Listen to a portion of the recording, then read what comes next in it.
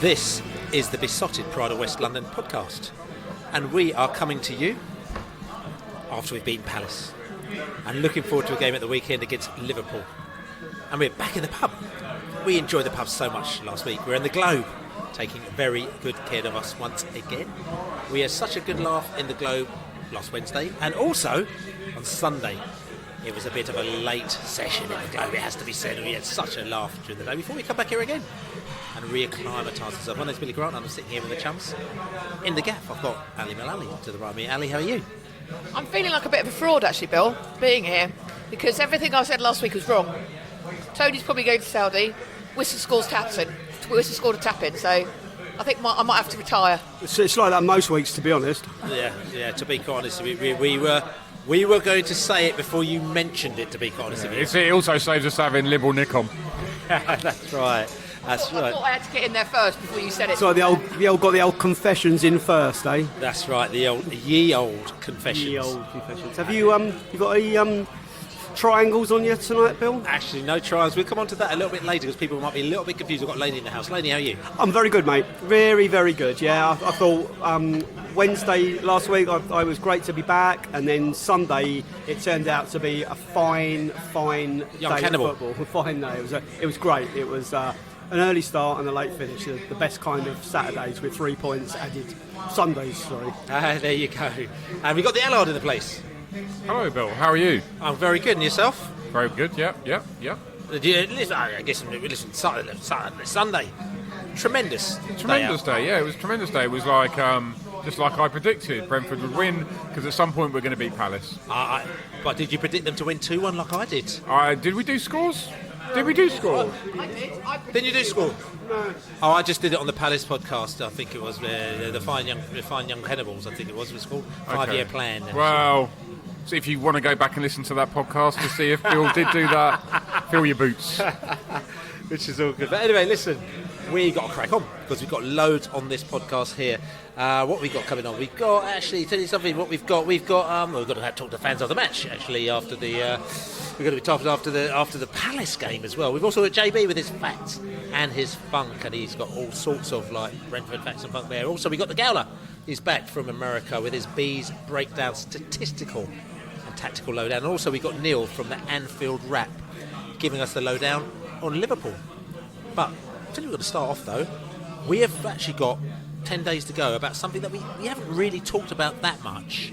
And to be quite honest with you, the fear that I have is that, as we've talked this before, Brentford, when we talk about transfers themselves, okay, and then it gets out in the open, we never seem to get the transfers in. So the only transfers that we've actually got in, if you notice, are Thiago and Cavallo.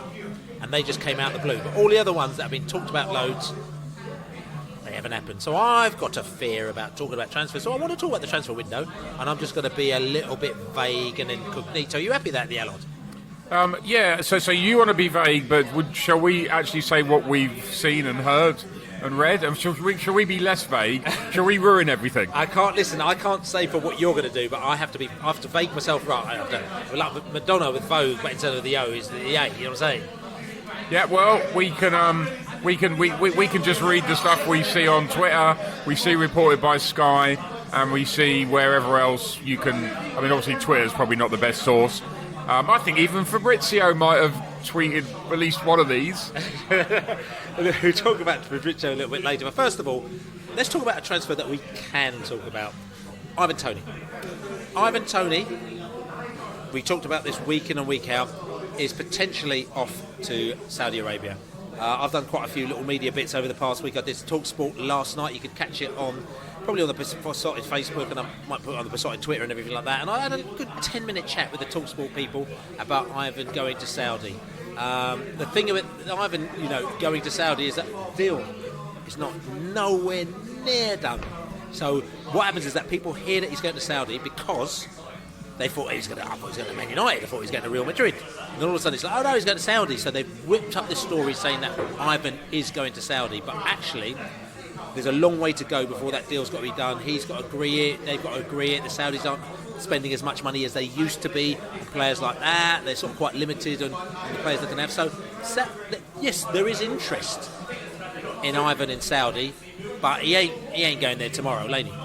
Well, I mean, I doubt he wants to go there. It's what offers come in for him, and at the moment, it's the best of it's the only real offer. You know, I think this one could go to the wire if the Saudi deal doesn't happen, and I think other people will come in for him. And then it's just a matter of whether Brentford then decide whether they want to keep hold of him until January, whether we want to let the whole contract run down, because when he looks like we might get 15 or 20 million, and in that case, is he worth more to us with us?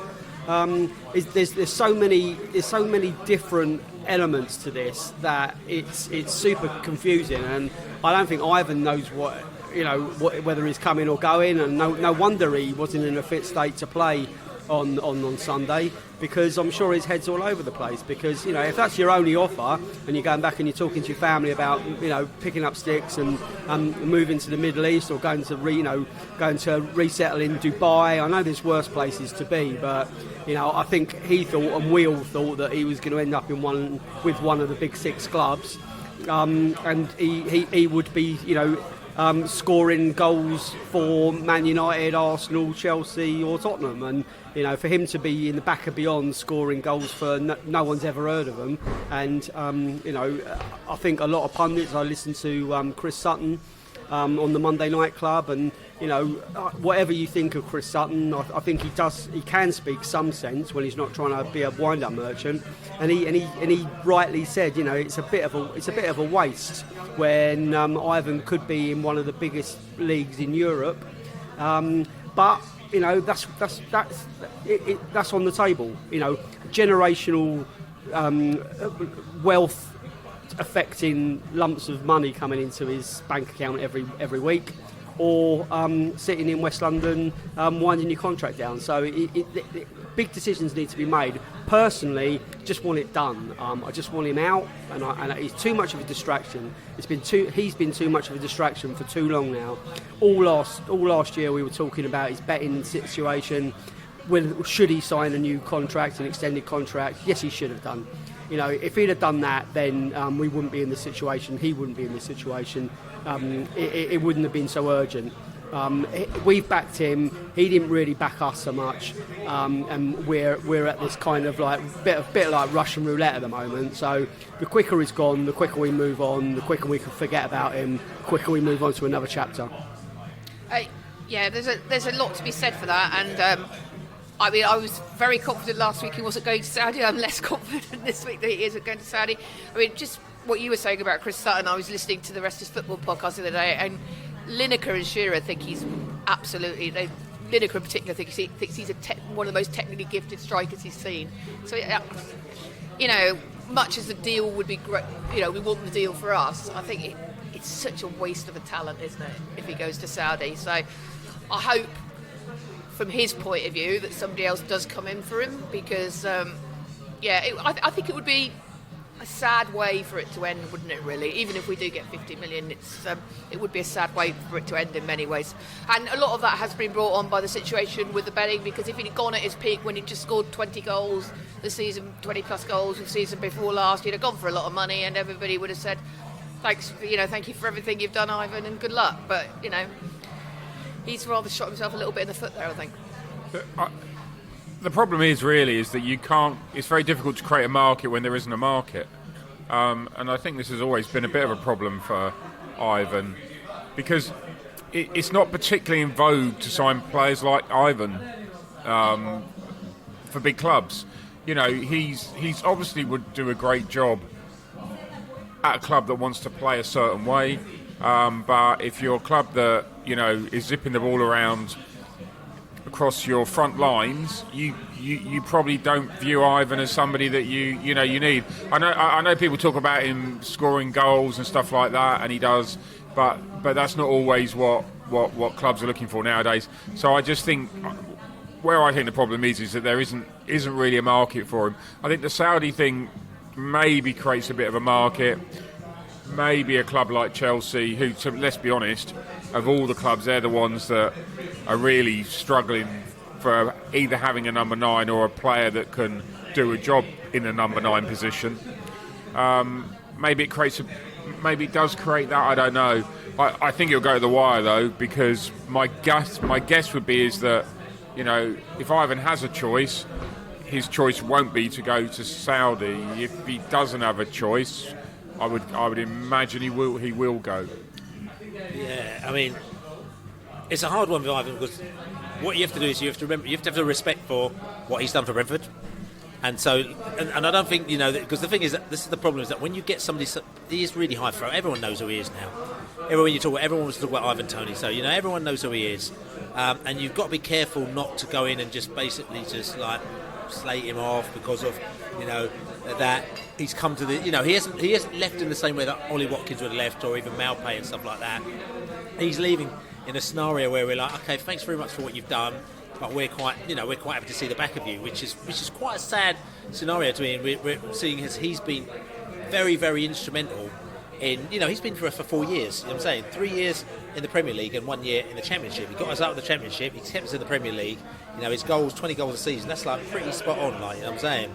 So that's a little bit of a shame. I mean, like I said to you, various things I said. I was on TalkSport last night. I've just come back from Manchester. I was on the overlap today. Gary Neville wasn't there, but we had Carragher and Paul Scholes.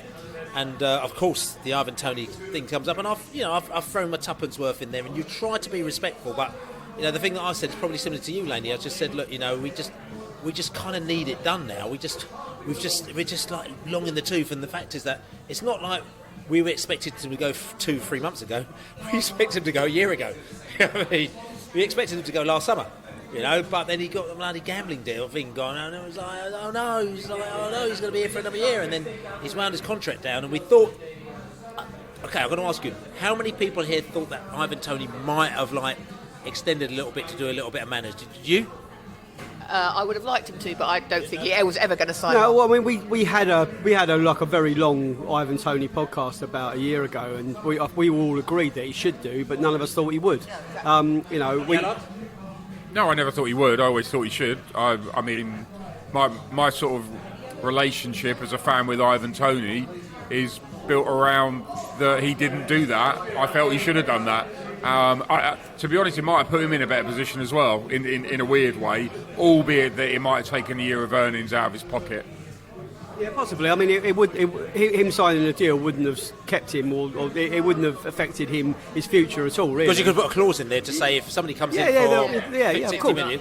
And you know, and the minute he signed for that new agency, he was always going to be moving. He didn't sign for that new agency to stay at Brentford, and that, I think that was always the bottom line in that situation. And the agent, and listen, the reality is, and you said this last week, the Allard, the agent, the thing is that there's been a lot of pity.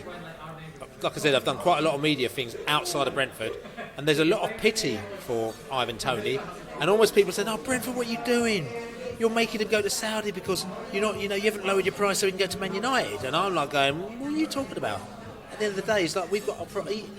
Did he put an extra year on his contract? Did he do anything for us as well? You know what I'm saying? So like it goes both ways. You're having to go at us, but it's like, so there's a lot of pity out there for him, thinking that this is a bit of a waste of talent, and technically Brentford should. It's like the George Michael scenario, where, you know, when he was at Sony. Release him.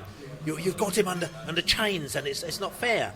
And I just think, oh blimey, all of a sudden we're seen as the bad guys. Yeah, I mean, you can make the argument that with the lack of flexibility he's shown, he has become a commodity, and it's a commodity we need a return on. And you know, you saw the reception that Ivan Toney got when he came back into the training ground. You know, all of the players, all of the squad, kind of gave him a standing ovation as he came in, and he could tell he was touched by it. You know, and we've consistently backed him, supported him, got behind him, made him feel part of the club, even when it was pretty clear that all he wants to do is leave the club. So it's you know, he'll say no, he doesn't necessarily want to leave, but you know, the only way he could have proved that is by signing an extended contract, and it was at no stage did we ever think he was going to do that. So you know, of course we're never going to say good riddance. It's not like that, but he has to go. He has to go. Okay. What I will say though, I mean, the thing is that, as you know, we we are the due diligence crew, so we don't necessarily put out spurious rumours. We don't just talk about stuff nonsense. But if we don't know certain things or heard certain things, we do put it out there. And with this Ivan Toney scenario, like I said to you, a lot of people say the deal's done and it's going up. No, it's a long way for him to go there. And also the thing that I say is that, and I will say this as well, the transfer window, as you probably heard me I'm going to be talking about this for the next week, is still 10 days to go, which that's like a million light years. Right, there's a long time to go in that, and a lot can happen in that time. And I think maybe people are messing about and thinking, all right, oh yeah, Saudi, we'll come in last minute and we'll put the deal in here and we see what we can do. Let's see if we can force a move, and so I reckon there's going to be quite a lot of activity in the next 10 days. I think it's quite possible that one of the big clubs will blink at the last minute. Man United might blink at the last minute, Chelsea might blink, arguably even Arsenal. I think it's like you say, it's a long way to go, and historically big clubs do sometimes blink and go at the end of the transfer window. Yeah, and I suppose it depends on their outgoings as well, especially when it comes to probably Chelsea, I would have thought, with PSR. So yeah, maybe. I mean, to be honest, I just think it's a bloody circus. I don't know, I'm just bored of it. Because we come here every week. We've got another podcast next week. We'll probably talk about it again. We probably won't be any clearer. And it just goes on and on and on. Okay, look. Okay, so we've talked. Listen, Ivan Toney, we'll put him to bed for now until next week. There's undoubtedly going to be a lot of activity over the next week, so we'll see what's going to happen there. However, there's another couple of signings that there's quite a lot of... Okay, so, right, just to set everybody straight out there, there's been a lot of moaning about no activity for Brentford in the transfer window. It's almost like everyone just thinks that Brentford are just sitting there waiting for players to come. I can tell you this for a fact, everyone is busting their arse to try and get players in. And there's all sorts of stuff going on, and it's really, really difficult out there. And it's even made more difficult, again, when the media goes out there and then they tell us about our signings and then it blows it. The Archie Gray scenario is a prime example. But everyone says, it was never going to happen. Trust me, that was going to happen until it blew up, and then Leeds went, oh no, the Leeds fans aren't happy, blah, this, that, the other. Tottenham came in, boom, and it was done. It's over there. So there is a situation that says that we need to kind of hold it down, but it's hard in this modern day era, and there's stories that go out there, and we have to look at whether the stories are right or wrong. We've got our context and all of that. There's at least a couple of very live transfers happening out there. Me personally, I don't want to actually sort of kind of talk about them as mention the names, but all I'm going to say to you is that we are talking about a central defender, right? A Dutch central defender coming into our camp, who's like who is a very good player, and he's very highly rated by chums of ours around the place. Now this is live, but unfortunately, like I said to you, we're not the only person in for this player. Now I'm going to hand it over to you guys, because I ain't saying nothing about what this is going on. Lady. Well, yes. I mean, funny we're playing Liverpool on Sunday, isn't it? Yes, there is talk about a player coming down from that neck of the woods. Also, there's rumours about a Brazilian player coming over. It's so often we've been scuppered. Some people say that we create a smoke screen where we're making noises and we're allowing rumours to grow while we go in on other players. We don't know, but what we do know is, as you rightly say, is that it isn't a case of us idly sitting back watching the clock tick down. The people that have been the most angry, aggy, vociferous about Brentford's activity or supposed lack of in the window. You look at their history last year and the year before. Same ones they're angry about everything. They're calling for Thomas Frank to get sacked last year and then calling for him to be sacked the year before. I mean, these people just seem to be just very, very beating up on the club quite regularly. But I'm seeing numbers that make my eyes water, and I just whether any of them happen, I don't know. Listen, and what is going to come back to you say that there is a definite new strategy, because this whole being gazumped teams, and what happens is that you've kind of got one option, and then we look at the post sort of kind of Neil Maupay, and then we were trying to bring Godos in, and then Godos couldn't come in last minute because of his interesting bodyguards at the time. So then we tried to get that guy Lyle Taylor or whatever he is at the last minute from wherever it was. Charlton, and it was a nightmare. But it was like so desperate because we were like, we need to get this guy in, and we went to 3 million, 4 million, but we wouldn't get the 5 million, so we didn't sign him in the end. But that was kind of our only option. At the moment now, we are playing the game where I think they've obviously just gone out and they said, listen, let's identify who we want, and they've gone out and literally we're just going for it. So we've got so many players out there. We're buzzing around, and if that one doesn't come in, we move on to the next one. If that ain't right, if somebody fails a medical, Kajusta fails a medical, we move on to the next one. And Noosa fails a medical, we move on to the next one. And we've got so much activity running around as well. I'm actually quite excited that something's going to come in, and you just feel the comfortableness, because they're just like going, yeah, we've got so much going on at the moment now. As beforehand, people had our hands behind our back because they know that they can screw us over, they can fob us off for a couple of days or a couple of weeks, and then they'll go to somebody else and say, yeah, Brentford are in there, and then we're screwed. So at the moment now, trust me, we've got a lot going on, still a lot to bring it over the line, but it's a much better position than we used to be. I mean, Sky have reported that Van der Berg has been allowed to go and speak to a couple of clubs. And we're one of 2 or 3 that are mentioned that he's speaking to. Bayer Leverkusen. Bayer Leverkusen's one, and we're the other. Whether others come in, who only knows. It's until that window's shut, he's got the ability to go round and speak to Tottenham if they want to come in and sniff around our business again. So we'll just see. And there's all sorts of rumours on social media, on Sky Sports, on BBC Sport, and basically until the deal is over the line and the players signed on the dotted line, we don't know what's going to happen. We don't know how much of it is true. Where this situation, or what players we don't know about, like we didn't really know about Carvalho, and I think you just wait until the player signs at the dotted line and just have to wait and see. I use the word circus for the second time tonight. It's just a fucking circus, isn't it? And it happens every year, and some people really enjoy it, and I find it really frustrating. I used to just ignore it. I can't. For some reason, I'm not ignoring it this year. Probably because I do think we need to sign people. But it's a circus, and you never really know what's going on until Fabrizio tells you until the club announces it, because there's loads of gazumping going on. You can even go back to the Toney. I don't want to go back and talk about that again, but you can and say, this whole Saudi story could just be made up to get one of the clubs that has told him that, suggested he could see out his contract and they'll sign him next summer to buy it. Do you know what I mean? There's so much going. Yeah. Okay. And coming back to, like I said to you, I was on the overlap today, and we actually talked with David Ornstein, who was on there, and David Ornstein is known as now one of the big transfer breaking journalists, works for the Athletic, okay, and he was the one that's broken exclusively the story about this Dutch player, who I'm still not going to mention his name because I'm holding it down because I don't want to get the hype going, but still, if you want to do your Google, you can do what you're going to do. You know what I'm saying? So he's holding it down. So I actually on the show said, David, it's your fault. Because we keep getting scuppered, players like Archie Gray and all that lot, because all you lot keep putting out all these stories, and it's not fair. And he turned around and just said, then the stories are out there, and it's not my fault, and blah, blah, blah, this, that, the other. And I do understand from his point of view, because he's got to do a job.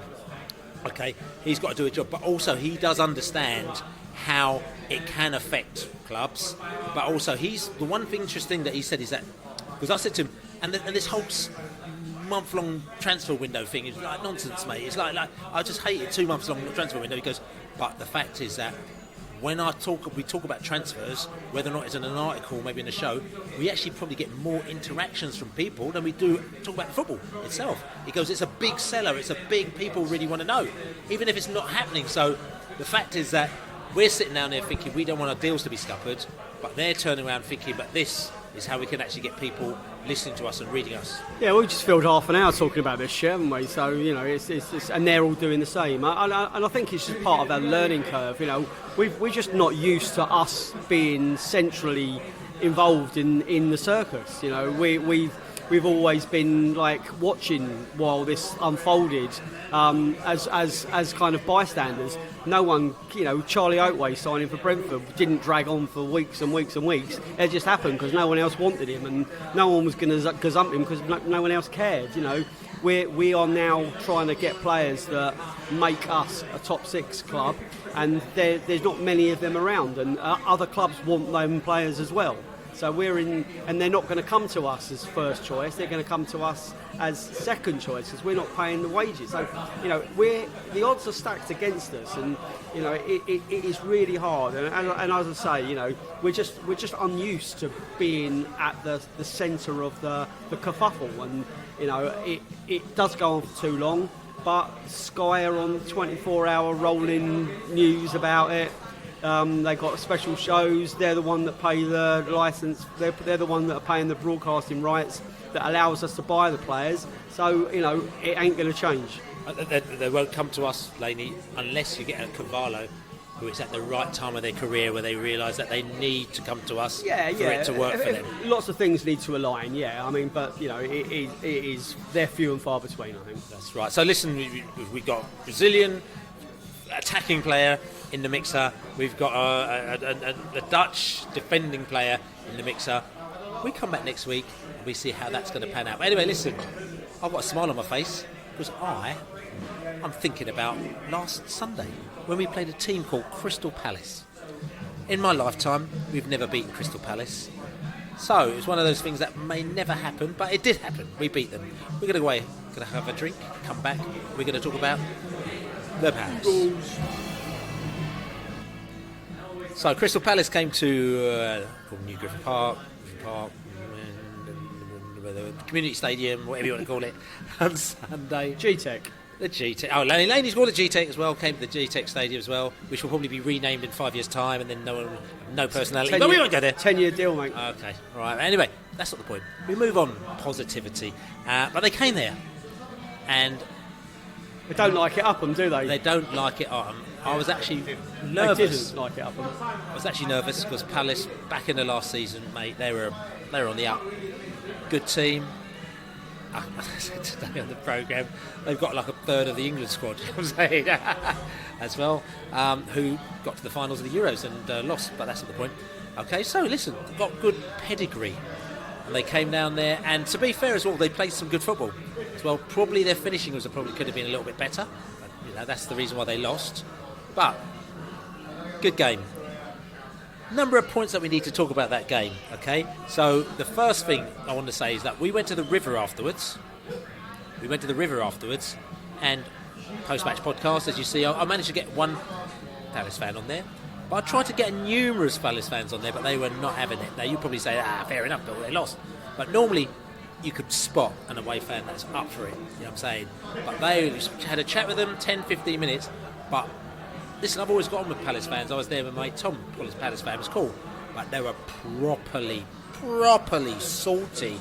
They're not happy with us. And what they were really unhappy about is with the singing at the end and the dancing and everything like that. And they did the old, you celebrated, they did the old Burnley, you celebrated like you won the European Cup. What's that all about then? And I tried to explain to them, we do it every week, and some week, okay, we don't win. But they weren't having any of it. And I just realised that it seems that in the Premier League, fans seem to like you until you beat them. And that's exactly what's happened, isn't it, Laney? Well, yes, it's very much the case. And considering they lose a lot, you would have thought they would have been a bit more gracious in losing, to be honest. It was losing to Brentford, honestly. It really was. They said, I can't believe we've lost to Brentford. No, even the Palace fan that was with us in the evening, he was very, very salty still until quite late. And I thought I was a bit baffled by it. I mean, obviously no one likes to lose the first game of the season, and they were in it, and it was probably a draw on another day, and they did create quite a lot, and they had a couple of decisions, a couple of goals disallowed. I mean, obviously one was clearly offside, One was, I think we got off with it. The referee admitted he made a mistake, blew the whistle for a supposed infringement on the edge of the area, and then the ball hits the back of the net. Okay, so listen. This is the first point. Let's just talk about. Yes. What you talk about? Let's talk about that. So Yes. Eze's free kick. This is one of the things that has killed the Palace fans. Okay, so Palace have got a free kick outside the area. Okay. We're set up with all our players in the middle of the area. They're set up with their players in the middle of the area. Then we've got Flecken, who's kind of moved over to expecting a cross from Eze. And then Eze's just smacked the ball straight into the goal at the back of the net. Right? Off the post. Okay, it's come off the post, but it's gone into the back of the net. Okay? Now, in between the time, there's a fracas between Collins and one of their players where there's a bit of a tussle. Collins ends up going down. The referee blows the whistle. And as a result of him blowing the whistle, the ball goes in the back of the net, and then the referee's stopped and he's pointed like, it's a free kick. Now, I think this is very interesting because we were, remember at that time, we were like really confused. And then, I think I turned around and said to you, I said, I think there was a foul. And then I think we turned around and we said, but it's not interfering with play, is it? And we were like, I don't know what's going on. But he ended up giving a foul to Palace at the time, and we were clueless as to what was going on. Against Palace. And it wasn't until afterwards that we found out that he blew for the foul, but because he blew for the foul, they weren't allowed to bring in the VAR because the referee's decision was that it was a foul because it wasn't a penalty, it wasn't anything else. Now I thought that was really interesting. So I'm going to come back to your point there, saying because I was going to mention it again today on the overlap because the Palace fan was very, very adamant. He's going, the referee admitted that he'd made a mistake, and that's the story that's going out. And that's how you twist words. The referee didn't admit he made a mistake. The referee admitted that he blew the whistle too early, and what he did, blowing the whistle too early, basically meant that he had a get-out clause because he wanted to hand it over to VAR. And this is what we're talking about, because we want to try and... Possibly, we got away with one there massively, and we kind of chuckled to ourselves that it was a bit of genius, and whether Flecken was caught out, whether our defence was all caught out, is neither here nor there. But we escaped there, and then 3 or 4 minutes later on, we got up the other end and score a goal, a beautiful goal. But Collins we had a goal ruled out last season because Sheffield United because of a supposed foul that didn't really look like one. So that evens itself out with Collins there probably. But we certainly got away with one, Bill. I think if we said at the time, if you were a Palace, if that had happened to us, if it was the other way around, we'd have been absolutely livid. And I completely get why Palace fans are livid about it. I think we absolutely dodged a bullet with that. But that's football, and it happens, doesn't it? It's just one of those things, really. There's no guarantee the VAR would have overturned it because we saw, as you already alluded to, a similar block. It was a little block and it was a little bit of a tumble and stuff like that. And but we couldn't understand why that goal was I think that one was overturned even. Whereas the referee actually gave the foul, so it would have been an overturn. They would have had to have overturned the referee's decision. Hasn't been a whole big stomach for that, has there, this weekend in terms of overturning ref's decision? So I don't, would it have been overturned? We'll never know, ultimately. But did the ref get it wrong? I think the ref's entitled to blow if he's absolutely certain. I think it's slightly different to offside. With offside, the line, the assistants are told not to raise their flags until the goal incident has completed. I don't think, as best I understand, the refs aren't told not to blow for free kicks, are they, until the incident's completed? Do you know what I mean? So, I don't know, really. Did the ref get it wrong or not? I'm not, I just think, people... You either you moan about VAR, but then when there's no VAR, you moan there's no VAR, right? You want to put the power back into the refs, but then when you put the power back into the refs, you're moaning that the power's back in the refs. Yeah, the refs might get it wrong sometime, but at the end of the day, that's just the way it goes. At the end of the day, he saw a tussle, and he's called it, right? And You know, whether it's right or wrong doesn't really matter. But no, what's happened is that he's gone, oh no, I want the VAR to check it out. Whereas back in the day, he would have called it and it would have either been a foul or not a foul. You know what I'm saying? Well, I don't know if the ref is saying that. The ref thought it was a foul. I think the argument that is being made is that the ref shouldn't have blown up until the ball was in the back of the net. But I'm not sure that's the guideline. No, only because then VAR can check it. That's the only that's reason what I mean. why. That's what I mean. But if it's a foul, but why does are he they have to the wait? guidelines that the referee isn't supposed to give a foul? We don't know that. That's too deep for us. But also, I mean, the ref. I don't think so. I don't think the ref was even looking at what Eze was doing at the time either. He obviously wasn't expecting what to happen. So he sees the foul, blows, and then it's caught out as much as everybody else was that the ball hit the back of the net, I think. So, okay, right, let's move on, because we've talked about this is a very valid point.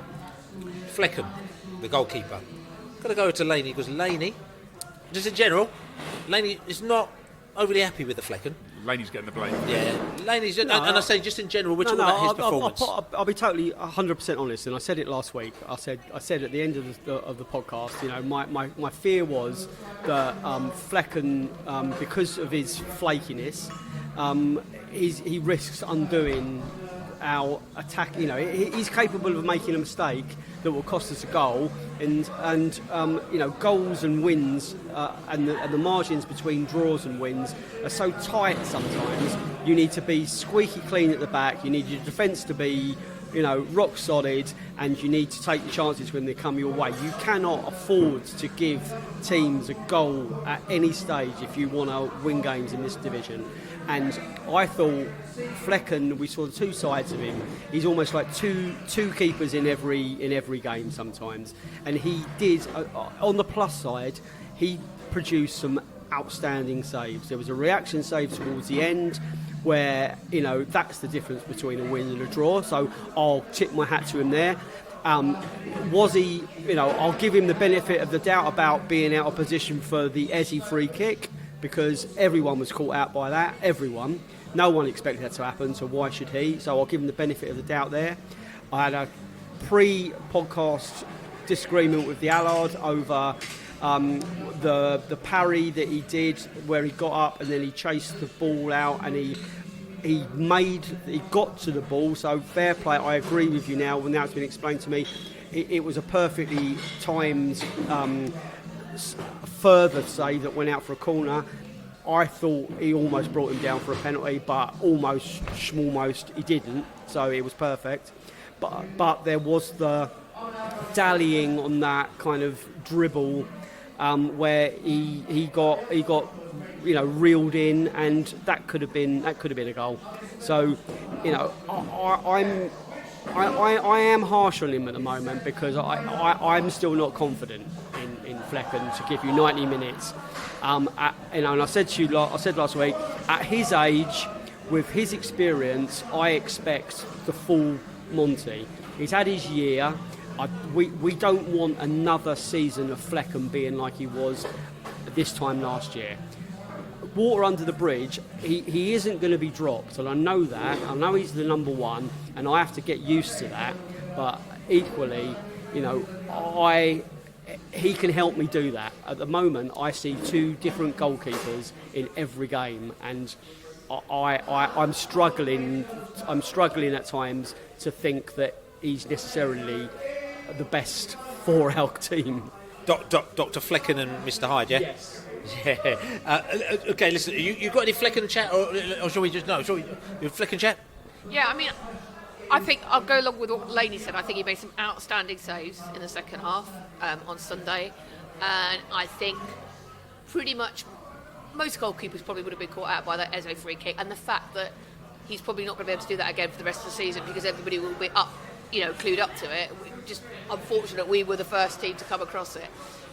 My personal issue with Flecken is that he, and I will keep saying it, is he does not command the box, and I think that is the root of a lot of the problems that our defence is having. Is the keeper isn't coming and claiming stuff.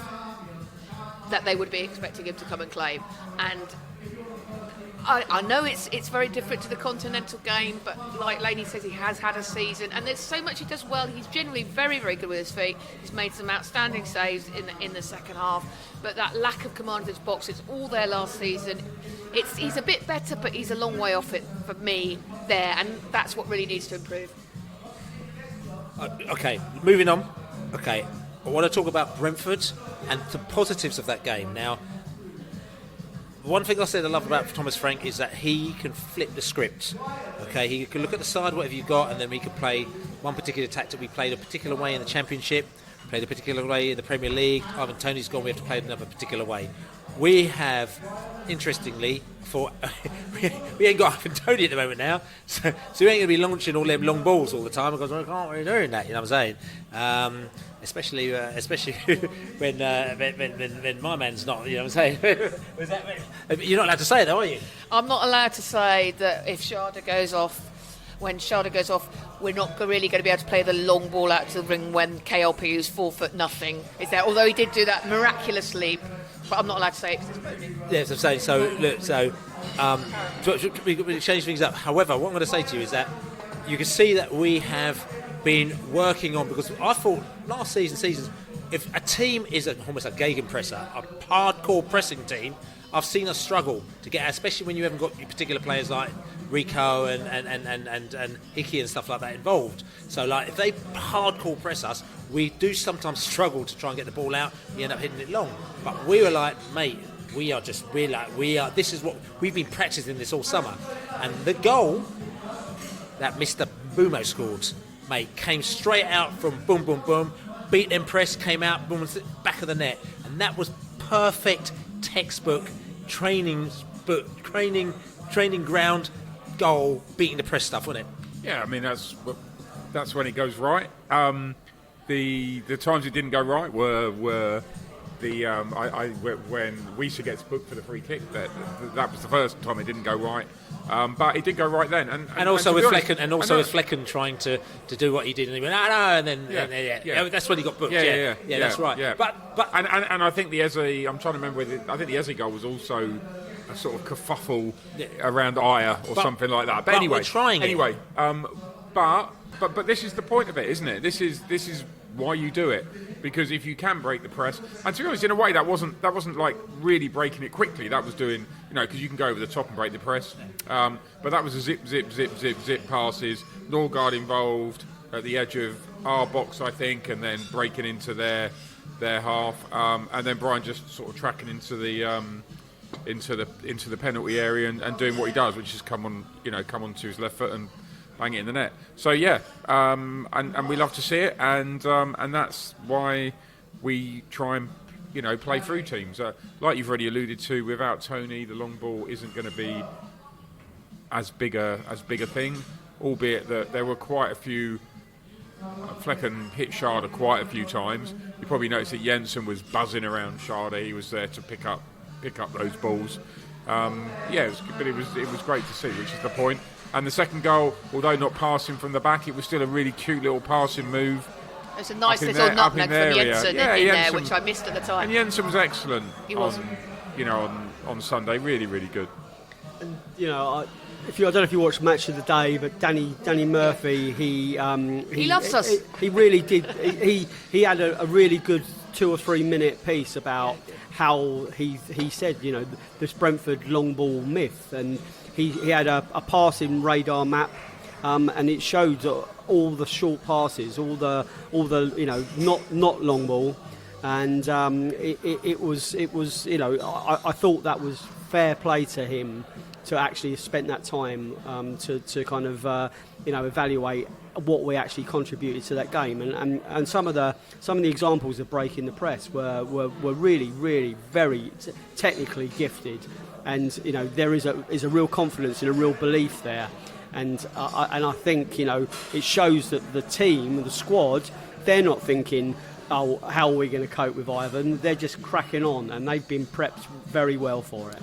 And what I'm going to say is actually, listen, I mean, we've talked about this quite a lot, but what we're going to do, go to the fans to hear what they had to say after the match. We've got both Brentford fans and Palace fans talking about One Palace fan.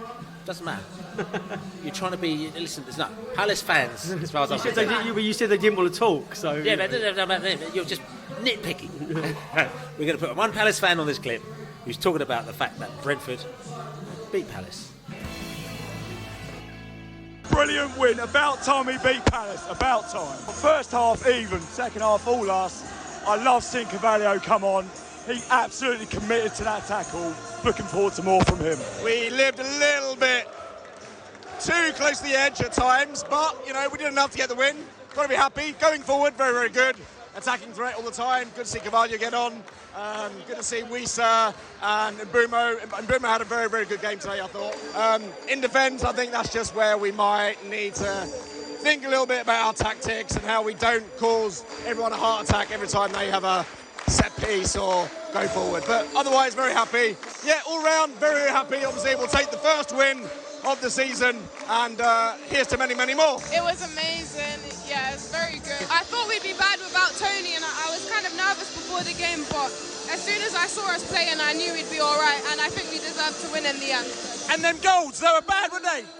Amazing. Unreal. I'm not sure whether we were a bit rusty at the back, Rusty ho. but they seem to get a lot of opportunities around the edge of the box, which they'll have to work on reducing. But maybe one more. We need one or two more and get 3 points. The most important thing, especially in the run we've got coming up. It's critical that you get off the mark. We came through. We trusted the process. I think we looked brilliant, to be honest. Most of the game, we looked shaky at 50 to 70. That we've always looked shaky at, for whatever reason. Damsgaard came on and made an instant impact. But bottom line is, even when we did have a lot of pressure, we know Palace like to play with the ball. Thomas Frank kept it calm. He made the right substitutions. We dealt with everything. You know what I mean? We dealt with everything. We even gave them the goal. We thought Pinnock's got to take that for himself, but he had to do something. He had to get in the way of it. But yeah, I think that's 3 points well deserved for us. Oh yeah, well, it's fantastic. To be honest, we had to battle. There was a little bit of toil, but you know, in the end, we got there. And as we saw last year, 3 points to get a win is quite hard in this division. We've managed to do that. They were very positive. Yeah, I thought they came out with the right attitude from the start. They were all playing for each other. I mean, if Newcastle want to spend 65 million on a defender, they should be looking at how, you know, I thought Collins and Pinnock both had brilliant games as opposed to the number 6 playing for Palace. All in all, great stuff. You won, as in you scored more goals that were allowed than we did. But that's what counts. Surely that's what counts. That is fundamentally what counts, but yeah, I didn't think there was a lot in it, to be honest. You're just lucky, and we were less lucky. It was quite an even game, to be honest. I think we were better in periods than you were. We just didn't score when we were on top, and when we did score, it was ruled out. You can have more possession than the other team, you can be better overall, but if you don't put it away, it doesn't matter, does it? And we were unfortunate with the goals. I think the second one, you know, I heard one of your mates saying it was like Brazil. Yeah, in a sort of fumbly kind of loose ball. Alan Brazil, maybe. Alan Brazil, yeah. Yeah, not Brazil as in the country. Anyway, it was a bit rubbish, but, you know, it was enough to get you over the line, and we didn't respond in the way that we needed to. I'm still optimistic about the season. I think over time he'll get it right. My worry is that we weren't very clinical up front, and we could have been better, and we probably will need to be better over the season. I didn't think we deserved to lose that game, to be honest, but we did. So there you go. To be honest, that's really all that matters. Is not the performance necessarily. It was just the result today. 3 points, one game down, 3 points on the board. I thought there was a lot of positives. There was a lot of negatives. I spoke during the week about Flecken. I thought Flecken was flaky at times, and then other times he made some really good saves. So there's some pluses and minuses all over the pitch. We got 3 points on the board. Day one, beautiful sunny day in West London. Sat by the river, easy life. So there you go, Brentford fans and Palace fans talking about Brentford. It wasn't like back in the day when Laney was a MK Dons fan. Yeah. Yes, I forgot what my name was. Yeah. He was a genuine Palace That's fan. Right, yeah. Talking about Brentford beating Palace. Laney. The Allards. Yeah. Well, I was just loved the day. I mean, it was a real relief. just being back, seeing all your mates, a lot of people I hadn't seen during the summer, just reconnecting with everyone. There was a really good atmosphere around the stadium. There was an old schoolmate of mine that come over from Australia. I hadn't seen him for best part of 35, bit maybe more years. And last time he came to Brentford with me was the first game of the season when we played Leyton Orient away. 3-3 draw, Bob Booker scored and we were too young to drink. And we had to spend an hour and a half before the game on some bowling green in Leyton.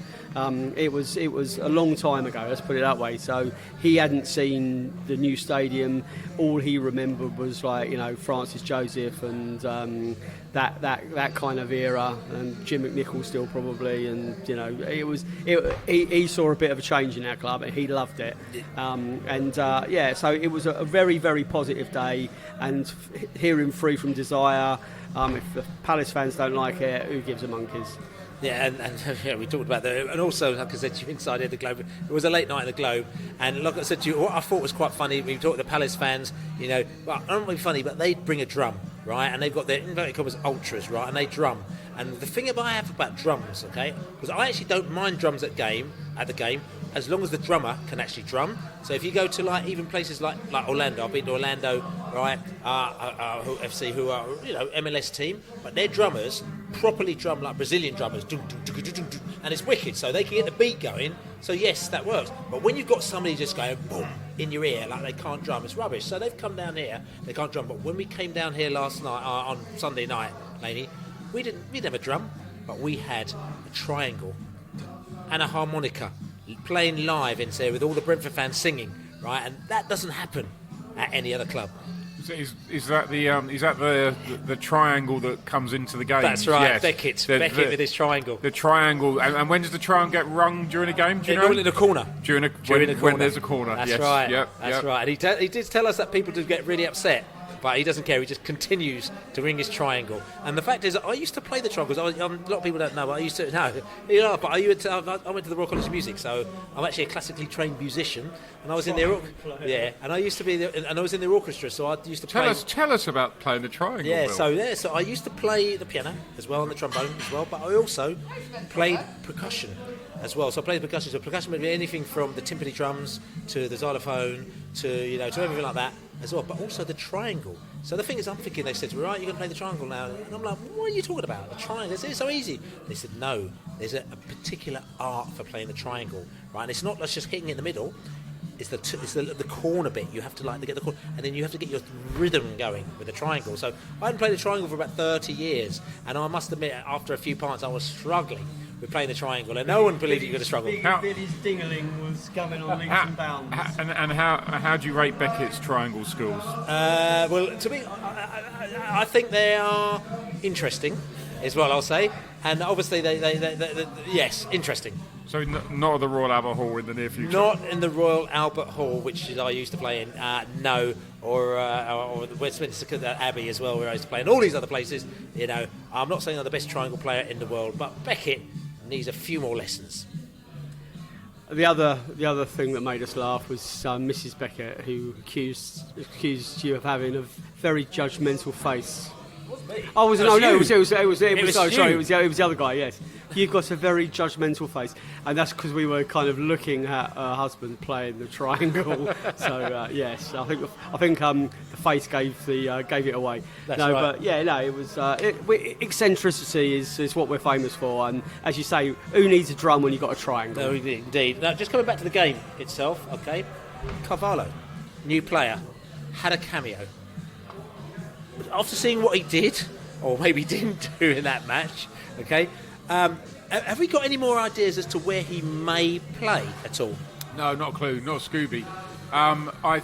He came on up front, didn't he? He came on as number 9. Yeah. When we were still maybe a 4-3-3. He was playing in a 2, I think. And then we went to a 3-5-2 when we brought on our 17th central defender in Ben Mee. I think it was KLP and him. I think 3-5-2 with him and KLP. And a back 5 of central defenders.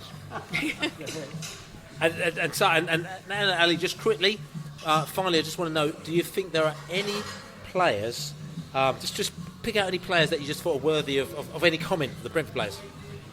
I thought Collins was fantastic at the back. You did ask me which Brentford players were outstanding to you. I thought Collins was fantastic at the back. I thought Jensen had a great game. I thought Norgard looked very much like he was that first season in the Premier League. I thought he was everywhere. And a special mention for Mikkel Damsgaard, who when he came on just really broke the lines, was responsible for setting up the second goal. And I thought he really impressed me when he came on. He wasn't on for that long. Carvalho, don't really know anymore. He wasn't on for long enough really to know.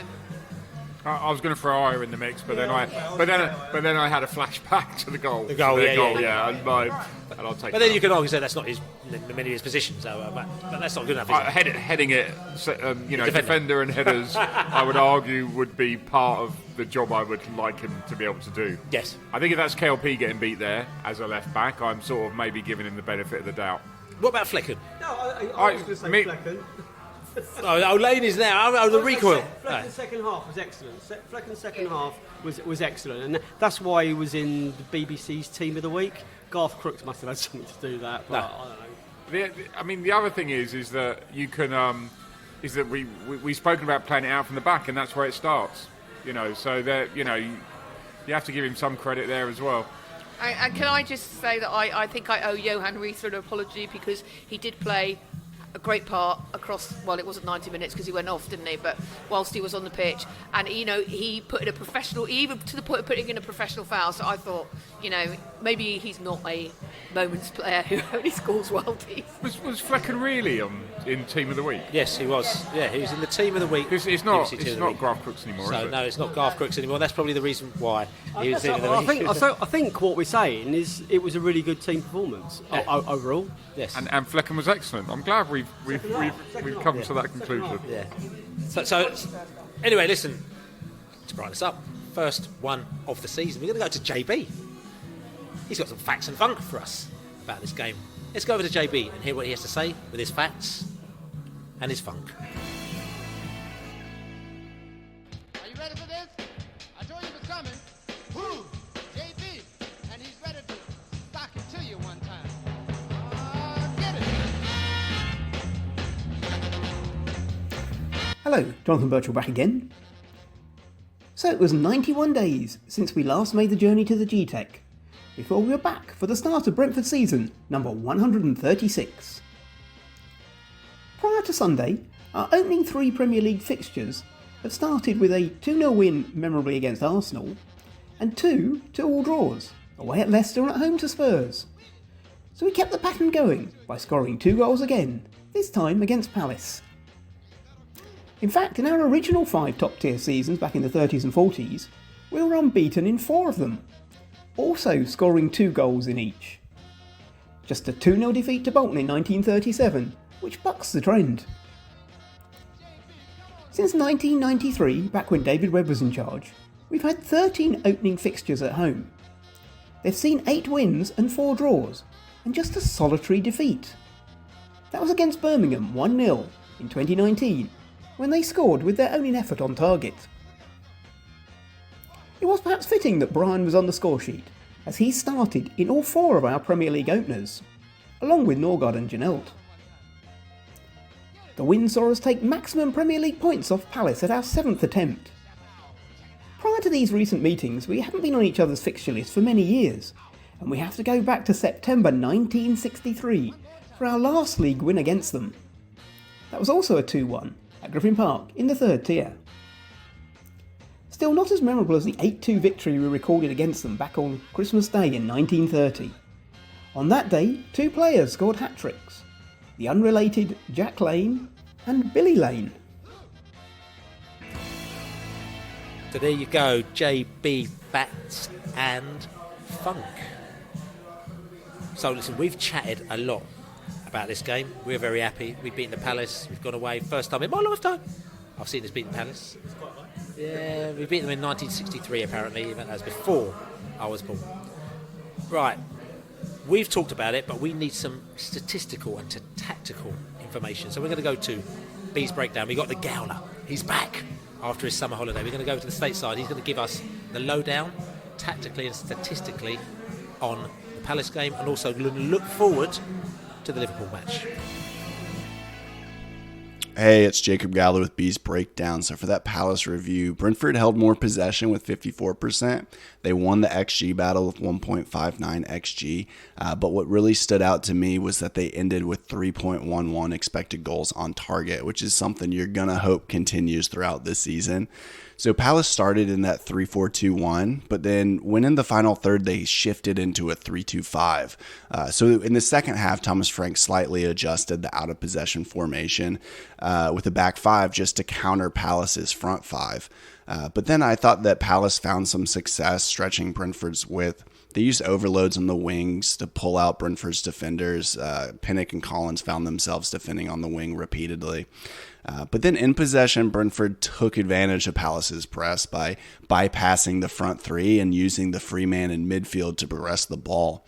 Wisa ended with the most XG chain for Brentford with 0.83, which just goes to show how instrumental he was to help create Brentford's chances. And although he's not a traditional striker like Toney or Thiago, his link-up play is, an ability to drop deep to provide an outlet for progressive passing just creates a lot of chances for Brentford's wingers. All right, so for that Liverpool preview, they started off the season with a win at Ipswich, where they were definitely the dominant side. They especially took advantage in the second half after Arne Slot's adjustment to beat the high press. In the second half, Liverpool started playing quick passes to bypass man marking and quickly progress the ball. This then left Ipswich in a few 1v1 matchups in their own third, which this is a bit concerning because Brentford used a similar hybrid pressing system, which basically just means that they use man marking to press high up the pitch and then they drop into their zonal marking system if the ball's progressed. So in possession, Arne Slot prefers to have his wingers staying wide and then isolating the opposition's fullbacks in order to then have their own fullbacks inverting into the half space and providing support. And instead of using wingers to whip in crosses, they'll be instructed to send in cutbacks near the top of the box. But one weakness with this style of play is that it can kind of leave the center backs exposed on counters. So one thing that Brentford can kind of target is hopefully pinning their center backs into wide areas, and they may have some opportunities going forward. Sunday, we're off to Anfield. Well, actually, I'm not off for Sunday. I'm actually off before that. I'm going for the whole weekend up to Liverpool. Very, very much looking forward to it. Bank holiday weekend, long weekend.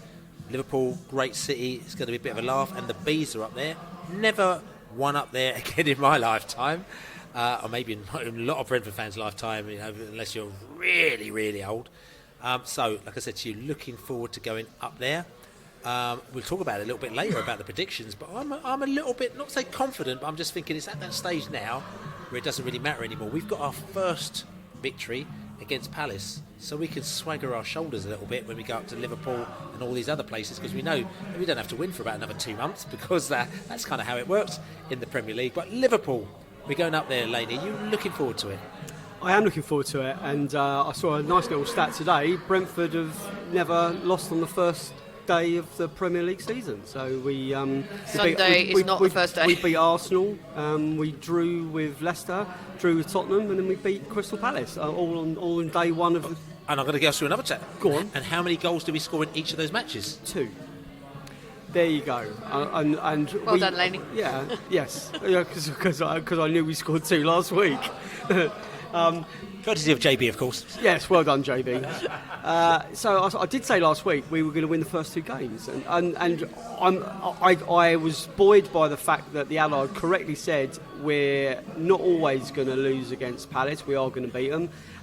You also said we're not always going to win against Chelsea at Stamford Bridge, and that's not always going to happen. And that's true as well. And West Ham were not always going to lose to us, which was true last season.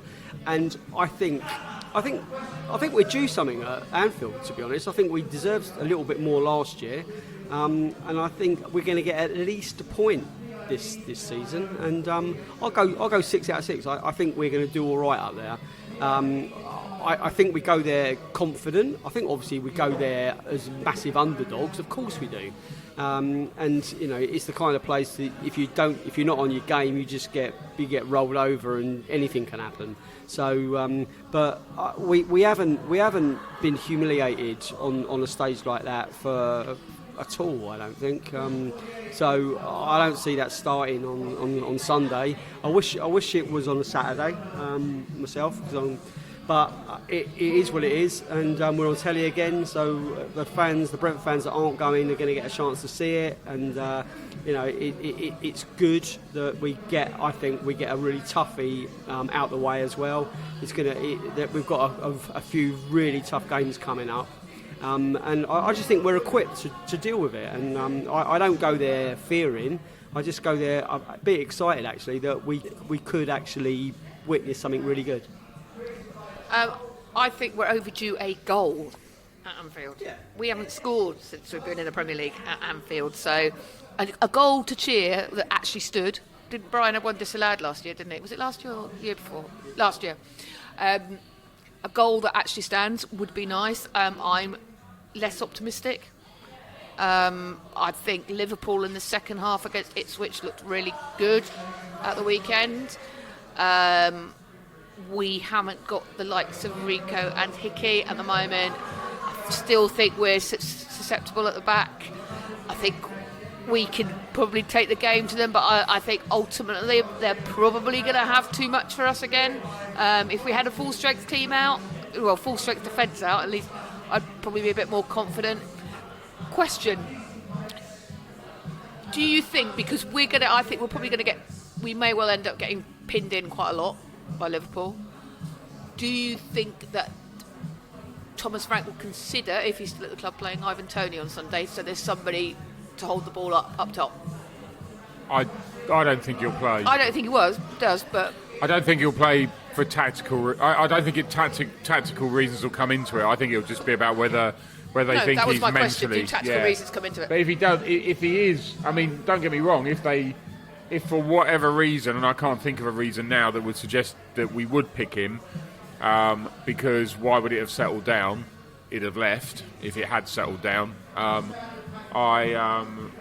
think he would pick him if all things are even and Ivan was available. Then I agree. I think he would pick him. I think we'll go back to 3-5-2. You'll probably see KLP at left wing back. I would have thought on Sunday, and I will either drop into the back three, or me will play, and I will go to right wing back. Yeah. Which, I would imagine it'll be something like that. And then up front will probably be Wieser and Mbeumo, and Chard will be your wild card off the bench. I think it's interesting the me question, because I think that me was the one organising the defence. And without me and Pontus, there's no shouter in there, there's no organiser in there. And I think for that reason, he might come back in for this game, but I've got nothing to back that up. It probably depends whether they think he can do 60 minutes or whatever. We have got options still. I mean, that's the one thing we have got. Yes, we still need to do business in the transfer window. I think yes, we still need to get some more quality in that team if we can. But one thing we have got, even with Hickey and Rico missing, we have actually got. Thomas can shuffle a bit. We didn't. So you're saying that Maz Roslev's going to get dropped? I just wonder if he might go with Ayer at right wing back. He could play Ayer at left wing back. It probably depends. I mean, this all depends on whether Me's fit or not. If Me's not fit, then Ayer drops into the back three. Simple as that. So listen, I mean, we've talked about Brentford, but we're going up to Liverpool. We've got somebody who knows a lot about Liverpool. He knows a lot about Brentford as well. We've got Neil from the Anfield Wrap, our good chum. Neil, who we'll be seeing at the weekend. He's going to give us the lowdown on Liverpool. So we've got a big match on Saturday. We've got Neil from the Anfield Wrap up in Liverpool. And we've started our season, 3 points. They've started their season, 3 points. He's happy, we're happy. Or are you happy, Neil? Very happy indeed. They were good second half against Ipswich. They pre-seasoned well, they looked impressive, it looks different. Looks fresh, looks like everyone's enjoying it. The players are all speaking about it very warmly. The manager himself, keeps coming away from matches, when he's got more work to do, but feeling like he can go and do it. So we're happy in terms of what we're seeing on the pitch. I think we'd like to see a bit of transfer activity off it at this point in time. There's a lot of players leaving Liverpool. No one's come in yet at all.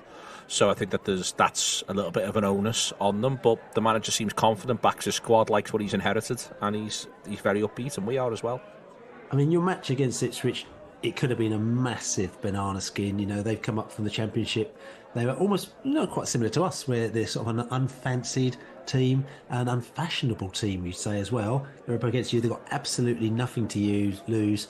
You know, first game of the season, fans. I mean, I spoke to my mate, Ipswich mate, sent me photographs of his daughter. They were up the ground 4 hours beforehand, really excited, thinking that something could happen. And technically, it could have gone horribly wrong. And in that first half, you had you didn't have it all your way, did you? No, they were good first half, and we were not good at all. But they don't carve anything out clear cut. There's one back post header from a set piece. There's an instance where Delap passes and squares when he might be better off just putting his foot through it, having turned Quansah. But they don't quite. We 2 seasons ago we dealt with Fulham the first day that they came up, and Fulham had missed 2 good chances before the one they actually make it 1-0 through. And they go on and get a 2-2 draw against us that day, and it felt like a very bad day at the office all round for Liverpool, that one. This was a little different. It felt like we didn't play well. I think it's important to say that, but I was never thinking they're hurting us, whereas Fulham, that couple of seasons on, a couple of games at Brentford, our first 2 seasons going away to Brentford, there was extended periods in the game where you felt like we were really suffering. In this game, it never felt like we were suffering, it just felt like we were lacking a bit of quality, and then second half we had a ton of quality, and it was all very different. So, pre-season is very important for all teams.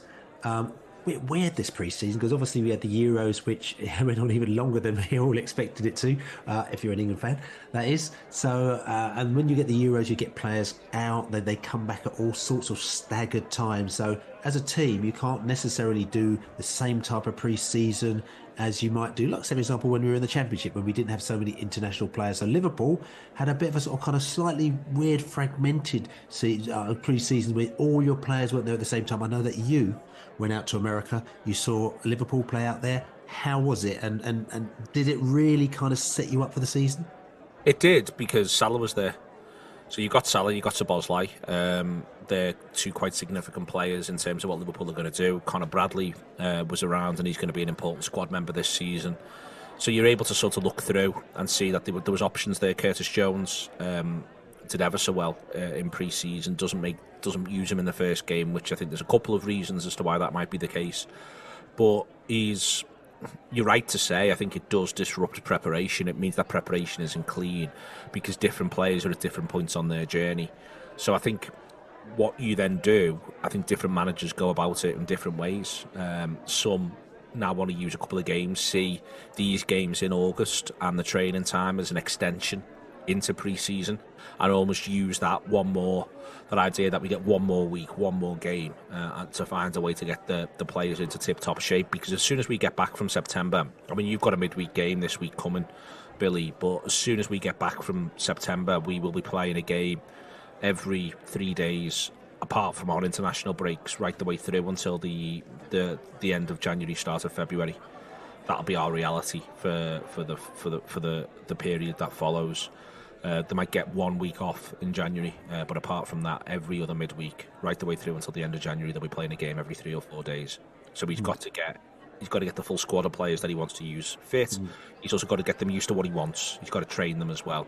Train them by playing, but play them by training, and also have training. These are clean weeks that he's got at the minute, so this is important additional time. Pre-season really did set the season up well, because you could see what it's meant to look like in patches, how it will be different, where it will be the same, but where it will be different. And it was exciting, but he's got a big job on because Liverpool just play so much football.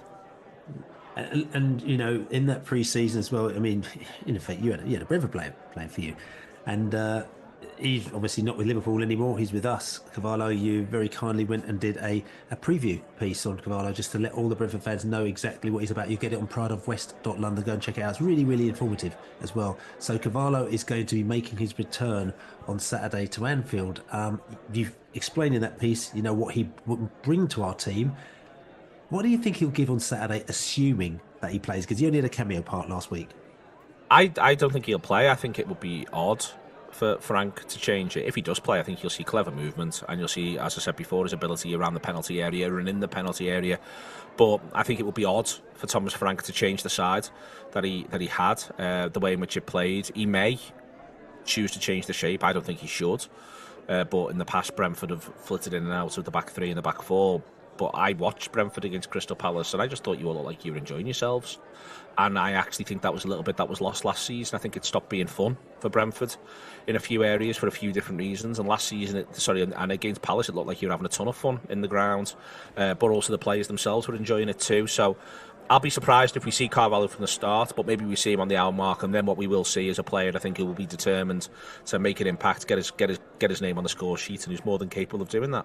Yeah, and again, just coming to the game, we're talking about Brentford, and you know, talking about us having fun. You saw us play Palace. We got a result against them. You know, some people think that we were a little bit lucky. Something, you know, things went with us. You know, there's different sort of kind of things going out there. But for us, we were happy that we got the 3 points. We were happy against a Palace team who were on the up last season, and also, you know, considering the problems that we had last season as well, with injuries and players coming back and new players fitting in and stuff like that, we weren't quite sure we were going to be. And I just thought that we actually kind of came at them and particularly attacking wise, just did the job. How about yourself? I thought that, and I think you also had a plan, and you also knew there will be extended periods in the game where Palace will dominate possession and dominate the ball, but that was fine. I genuinely do believe he should play a back four against Liverpool and not a back three. I think he should. And the reason why is because the expectation is that you won't win anyway. But also, I don't think being predictable is good for this Brentford side. I think they need to be a little bit unpredictable. So if you throw this back four in now, then when you come to play other sides or away, where usually it's gone to a three, they can't be quite as certain that that's what Brentford will do. I also think it's a side that's obviously shown what it can do in those sorts of instances. And I also think that the best way to get a result against this Liverpool, insofar as we know what to expect from Arne Slot's Liverpool, I think will still be to see if they can put some scoreboard pressure on and start fast and create a couple of early chances, as Ipswich nearly managed to do. Brentford are a better side with better players. So that's my sort of overall look on this. If I was Brentford, I'd want him to go back four. I'd want him to leave it all out there, because what's the worst that happens? What, Brentford get beat 3-0? Well, you got beat 3-0 last season, played well, but you got beat 3-0 last season. I think you got beat 3-0. No, it was 1-0 the season before, and I think it was 3-0 at Anfield the season before that, or 3-1. You know, the general sort of football expectation is that Brentford will ship 2 or 3 goals to Liverpool. So I think the idea of being a little bit more front foot, testing this Liverpool side out a little bit, accepting that it may look to play out from the back more than it used to, and take a couple more chances, so therefore more bodies at that end of the pitch to take advantage of that. I think all of that could be a smart thing to do for Brentford in this one, and I think it's a good Brentford side. And as I say, I think the most important thing that Brentford need to have is back to enjoying upsetting the apple cart, being in the Premier League, winning games at home, showcasing the standard and the quality of the footballers. And as I say, I think last season, a couple of times when I caught Brentford, it looked like a bit of the joy de vivre had gone, whereas it really didn't look like that against Palace. It looked like all that was back, and if not with more added on top, I thought, in there as well. It helps when you score first, it helps winning, it helps going 2-1 up. But I thought Brentford just looked more of themselves. They looked rambunctious, they looked like scamps, they looked like they had an idea, and I think in Mpueno, I think they've got one of the breakout stars of the season. And just finally, I mean, we're coming there, boyish, jovial, happy, coming to Liverpool, going to come in there and listen, got nothing to lose, because, you know, we're down for 0 points. So if we get 1 point or 3 points, it's all good. Liverpool, what are you going to bring to the party, and who are you excited about? I'm excited about seeing Gravenberch in this deeper role, which he started to play for this manager this season. But if I'm just dead honest, I'm really looking forward to Mo Salah, which feels, you know, it feels almost reductive at this point, but he's been a remarkable servant for Liverpool now. You're now able to put him into that category. This might be his last season, and I'm beginning to think it won't be, but this might be his last season playing for Liverpool, and I looks like he's in such good shape. Him and Diogo Jota look like they've got a really nice understanding together, and I feel as though Salah, you know, it's the most obvious thing to say in the world, but Salah and Jota are the danger men for Brentford, and I think Salah perhaps even more so. He tends to start seasons exceptionally well because of the condition he keeps himself in, week out through the summer. and he's looked the part. He looked the part in pre-season. Not just the idea of him scoring goals, but his all-round team play, especially when Liverpool are on the ball. I'm just really looking forward to watching Mo Salah play right in front of me, because it's been a privilege. It might be. I might have 19 more times but in the ground at Anfield. But as I say, I think I might have more than that. But regardless, the clock is only ticking one way now. So it is Mo Salah is my answer to everything I'm looking forward to. Okay, so listen, Neil, give us a score prediction. I think Liverpool will win 3-0. But I want to be really clear when I say that to your listeners. I think it'll be a hard game for Liverpool. I think it'll be one of those games where Liverpool are 1-0 up for an extended period, and the game will feel like it's on a bit of a knife edge and could go either way. And then on around 70, 75, it breaks Liverpool's way. It goes 2, and then Liverpool find the way to get themselves a third before everything's finished. So like a 3-0, and I think it'll be comfortable. I think Liverpool are in for a really awkward afternoon. I just think the way in which goals tend to sort of fall these days, I think Liverpool will go 1, find it hard to go 2, but when they go 2, I think they'll go 3 quite quickly. Not least because once it does go 2, I think there's a little bit more onus on Brentford to come out even more than they will have done at 1-0, and then from there Liverpool, I think, will profit. But I'm expecting a really hard game. It'll be one of those games where afterwards you'll all be saying 3-0 flatters them, and in our hearts of hearts we'll all be agreeing with you. Yeah, so listen, Neil, thanks for chatting to us. It's been really, really interesting. I'll catch you up in Anfield, in the Liverpool area, on Sunday. Excellent. There you go, Neil from the Anfield Wrap knows all about the pool, as it is, and he talked before. If you listen to, he talked about Cavallo. He did the standalone Cavallo podcast that we put out last week as well, and he said he was absolutely shitting his pants that Cavallo's going to come to Anfield and score a goal. Obviously, we need to get him off the bench first before he can do that. But listen, you never know. He's seen Cavallo, like I said to you, up at pre-season for Liverpool, and he said that he was one of their standout players. Obviously, we've got our standards, and obviously the player needs to, first of all, know each of his teammates' names, and also fit in with the way that we play, and probably maybe there still might be a fitness thing there as well. So maybe, we don't know how much or little we're going to see of Cavallo, but I'll just be really interested, because the one thing that you know that he's going to have is, what's one of my favourite words, the knowledge. He's going to have the knowledge on Liverpool. He will have the knowledge, and you got to start him. Surely you got to start him. He won't start. Where are you going to play him? Drop Jensen. He's just said that to wind me up. Lady. Yeah, I know. Wild card man. No, it's the case. If he's shitting his pants, it's every reason why we got to play him. But whether he will or not, we'll see. But as I said, I think we could do all right there. So the Allard. Okay, so Liverpool, new manager. Okay. Arnie. They're not. This is not, and they're not talking Schwarzenegger here. Okay, so Arnie's come in. Liverpool fans are respectful for him. He's come in. He's got big shoes to fill, because he's filling the shoes of obviously Mr. Klopp here as well. He is trying to he's put his stamp on the team to say, look, this is how I want to play. This is what I do. These are my players. Okay, but also at the same time, he's on a transitional as well. Now, that is something that we could take advantage of, isn't it? To be honest, from what I've seen, he hasn't changed much yet. So I think they'll still be relatively comfortable. But I think the point you're trying to make is that this is probably about the best time to play them, and before they get into any sort of a run or a roll or whatever with a new manager. And I think, to be honest, I just think playing the big teams at the beginning of the season is a good thing, because most of their players have played all summer or most of the summer. They're probably all a bit knackered. They're probably, wondering what they're doing back playing football already. So I sort of take that point a bit more. But yeah, I think it's a good time to play. Okay, it's a good time. I'm going to ask you the Allard though. Look, we're Brentford. We've got certain strengths. Okay, I mean, I think attacking wise and on the break, we've got strengths. Defensively, okay, at the moment now, still working on that. But you never know, because sometimes we might get it right. Other days we might get it wrong. But we're playing Liverpool. We're going to Liverpool. How are we going to make them cry? How are we going to just kill them? We're gonna hit them on the break. I've confidently predicted that Sharda doesn't start, but actually, there might be some sense in him starting when you think if Toney doesn't, assuming Toney doesn't play. I am expecting Thomas to throw Toney into the mix though at the pre-match press conference on the Friday and probably say that he is available because why let Liverpool know exactly what you're doing if he's still at the club. So yeah, we're not gonna have 48-7% possession or whatever we had against Palace. It'll be mid-30s or something like that.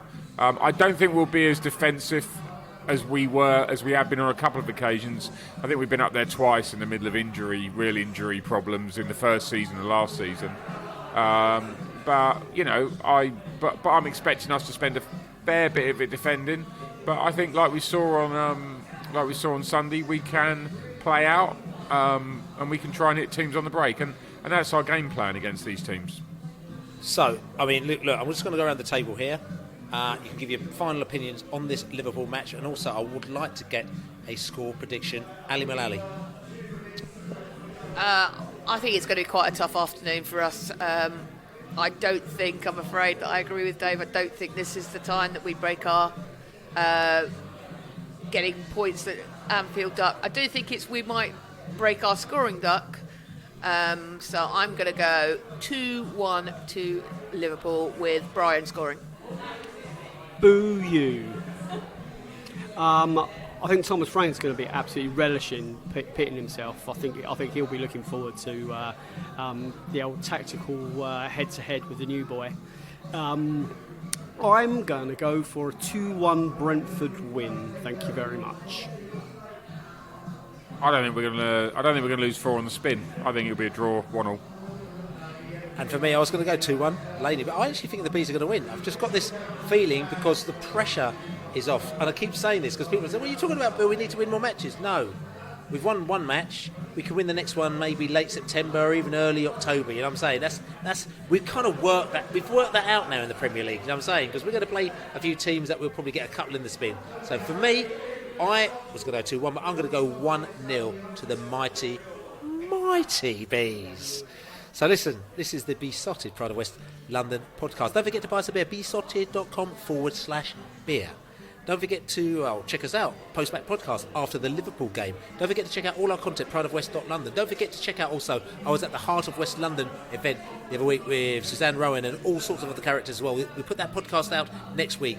You need to know about that, brentfordfc.com/heart as well, because it's a massive, wicked campaign that Brentford are doing to basically make sure that people look after themselves and they look after their heart, in effect, as well. Other than that, I'm just going to go around the table here. Have you had a good evening? I've had a okay evening. Have you had a good season? Have I had a good what? Season, yes. Both our first teams won on Sunday. The women won 5-1. That's right. The women won 5-1 and the Bees won 2-1 as well, which is all good. So season good. Laney.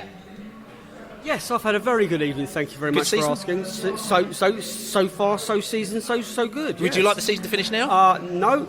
I'm looking forward to Anfield. I've got to go to Blackburn tomorrow. I'm going to go to Blackburn, Oxford, I think, on Saturday. See a bit of lower league nonsense, and then I'm going to go see. It's nice not being involved in that. So I can go up there slightly aloof. So yeah, how quickly they forget. Oh God, yeah. There you go. Yeah, I'm loving the season, Bill. And the Allard. Yeah, I'm loving the season. It's been absolutely brilliant so far.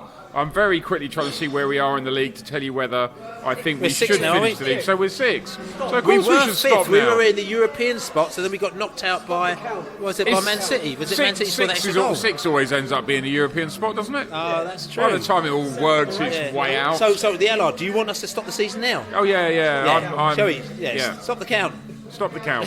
And like I said to you myself, I've had a great evening. Like I said, I've just come back straight from Manchester on the overlap. Go and check it out. It'll probably be out tomorrow, which is Thursday or Friday, over the weekend or everything like that as well. Loads and loads of Brentford facts, trying to get Brentford into the limelight, into the bigger world out there as well. But also, I'm really looking forward to going to Liverpool. Like I said to you, it's the Matthew Street Festival, if any Bees fans are going over there over the weekend as well. So it's the Matthew Street Festival. There's all sorts of stuff going over the weekend or on the Sunday in particular. So go and just check it out. Oh, there's just listen. You have to just check it out. It used to be down Matthew Street, and they used to have Beatle bands playing. And by 7 o'clock in the evening, it was absolutely Beatles bands used to be playing. It was all carnage. But now it's just changed. So they've got all sorts of different stuff going on in all sorts of different places. Well, it used to be Matthew Street, but it's just everywhere on this waterfront and everywhere. But there'll be a lot of activity in Liverpool. And will anyone be playing the triangle? Listen, we're going to make sure that the Beckett brings his triangle up there and he participates massively. So anyway, my name's Billy Grant and I've got the Mullalley. Good evening. We've got Laney in the place. Good afternoon. We've got the Allard in the house. Good morning. No, you bees. Listen, we're going to Liverpool. We're going to Harry say. Come on, you bees. Let's beat them liver birds. Let's just do them. Don't like it, up 'em. Birds. No, that's last week, lady. Not today. Sorry. You bees.